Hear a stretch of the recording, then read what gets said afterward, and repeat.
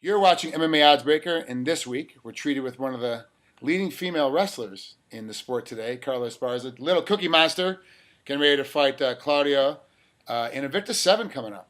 There's been a lot of hot talk about this fight coming up. This is a big fight for you. Break down Claudia for us real quick. Well, Claudia, basically, she's a black belt in Brazilian Jiu-Jitsu. She's 11-0, seven first round finishes. Just good game overall. She looks like she hits hard. She looks like yoked, So I'm like, all right, she's gonna be pretty strong. But I'm ready. I'm ready for anything. How she's 11-0, you're 9-2, so same amount of fights, just you have two losses and she doesn't. But you faced a lot stiffer competition. Your losses to Jess Aguiar and the undefeated at the time, Megumi Fujimi. So that's a huge deal. You know, battling against those guys, and you've really been in a lot of tough fights in your career. Do you think the level of competition is the same when you look at her record compared to yours?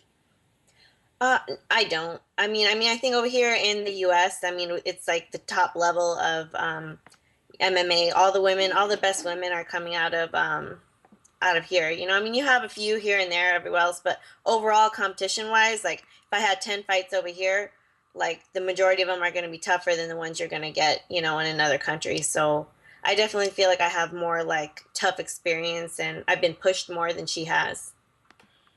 What is the difference, do you think, between the two of you? You know what kind of fighter she is. You know she's big and yoked. But what's going to be the difference between you two? Remember, you guys are the co-main event, so that's a lot of heat to be putting on yourself. To put on yourself, especially on when Invicta, when they throw a card, they tend to crash the server that they're on. So, the later the card gets, it actually can be, 2 million people watching it at one time, or it could be nobody because the server crashes again.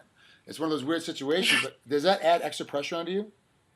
It does. It really does. I mean, not only is this like obviously like one of the main events, but it's my first title defense, and it's I think she has a good amount of hype behind her. I mean, she has a pretty good following from Brazil, so especially with the UFC adding 115, I think a lot of people are going to keep their eyes on us. So I definitely think I have a lot to prove in this fight, and I'm coming off an injury. I haven't fought in a year, so I definitely want to show that that hasn't had an effect on me, and I'm just going to go out there and handle my business. I am a little bit concerned for Shannon Knapp and Invicta Fighting because now with the UFC opening up 115, when they opened up 135, a lot of the girls had to vacate and go to the UFC.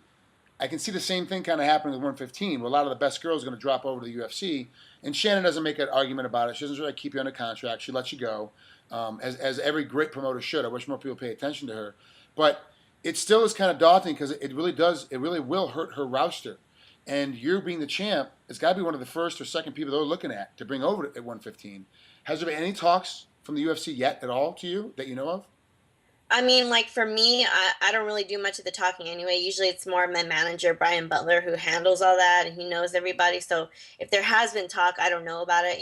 People are already congratulating me, like, oh, you're in the UFC now. Congratulations. I'm like, well, not now, but we'll see. But yeah, no, nothing like official. Haven't seen any contracts, haven't heard anything like that yet. Well, you and your best friend have fought before, Felice. If you both get picked up by the UFC at 115, are both of you'll be on track right away to fight? I mean, it might not be the first fight, but it's going to be very soon. Is that one of those deals, okay, we got to fight again?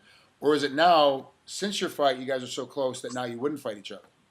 I mean, people ask this like to both of us a lot when Felice joined Invicta because oh, we're the same promotion, like, and it's the same answer. No, I'm not gonna fight her. I mean, obviously sometimes you don't have a choice. It's like for the belt or this or that, but I mean if there's any way possible to avoid it, like just coming up to like outside of a title fight, then I don't think either of us want to touch that at all. I mean, mentally, like it would just, I think it would Yeah. just be totally tough for us. We talk on the phone like almost every day. We're like best friends. We're like sisters. So, you know how that goes. You're living down in Redondo Beach, California, and she's still up in Chicago. How often do you guys actually see each other?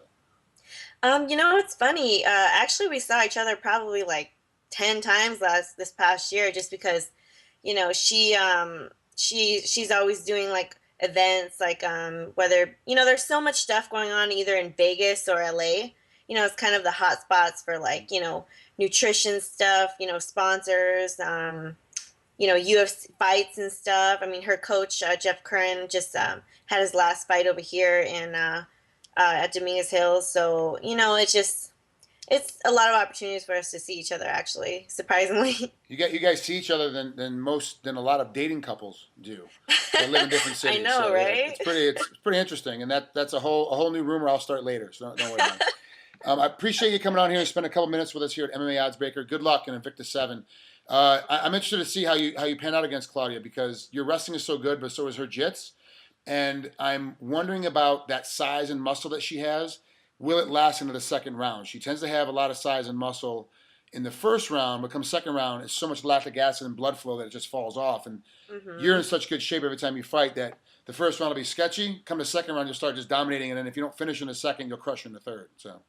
Yeah, I mean, I heard she walks into the cage at 135, and I'm like, I'm not even 135 right now. I'm like 122 right now, so I'm like, whoa, But like you said, we'll see in the second, third round, what it comes down to.